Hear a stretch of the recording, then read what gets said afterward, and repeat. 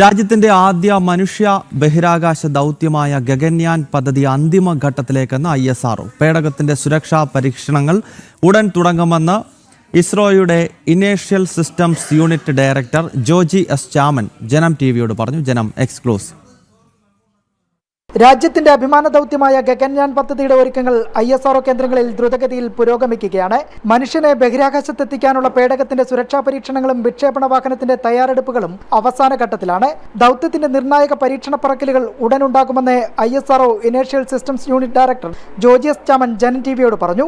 ചന്ദ്രയാൻ, മംഗൾയാൻ ദൗത്യങ്ങളിൽ നിർണായക പങ്കുവഹിച്ച വ്യക്തി കൂടിയാണ് ഇദ്ദേഹം. The first mission is slightly delayed because it's the first attempt, so there are new technologies are involved, so we are testing it and seeing that we want to have a 100% successful mission we want to achieve. That is why we are taking little more time. Indian ഗഗനയാത്രികരെ ബഹിരാകാശത്തെത്തിക്കുന്നതിന് മുന്നോടിയായി 3 ആളില്ലാ ദൗത്യങ്ങളുടെ ഒരുക്കങ്ങളിലാണ് ISRO. Vyommitra എന്ന മനുഷ്യ റോബോട്ടിനെയും ബഹിരാകാശത്തേക്ക് അയക്കും.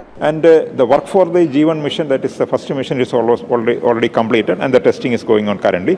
And for the other second crew module, now activities are in full swing. And all the designs are completed and we are in the fabrication stage and fabrication activities are also in progress. അടുത്തിടെ crew module operating സിസ്റ്റത്തിന്റെ float inflation പരീക്ഷണം വിജയകരമായി പൂർത്തിയാക്കിയത് മറ്റൊരു സുപ്രധാന നാഴികക്കല്ലായി മാറിയെന്നുമാണ് ഇസ്രോയുടെ നിലവിലെ വിലയിരുത്തൽ. ചന്ദ്രയാനും ആദിത്യ ദൗത്യങ്ങൾക്ക് ശേഷം ഗഗൻയാനിലൂടെ മറ്റൊരു ചരിത്ര നേട്ടത്തിന് അരികിൽ നിൽക്കുമ്പോൾ ഇന്ത്യൻ ശാസ്ത്രലോകത്തിന് ഈ ബഹിരാകാശ ദിനം നൽകുന്നത് പുത്തൻ ഊർജ്ജമാണ് നൽകുന്നത്. തിരുവനന്തപുരത്തു നിന്നും ക്യാമറമാൻ മനോജ് വട്ടിയൂർക്കാവിനൊപ്പം കെ ബി ശ്യാമപ്രസാദ്, ജനം.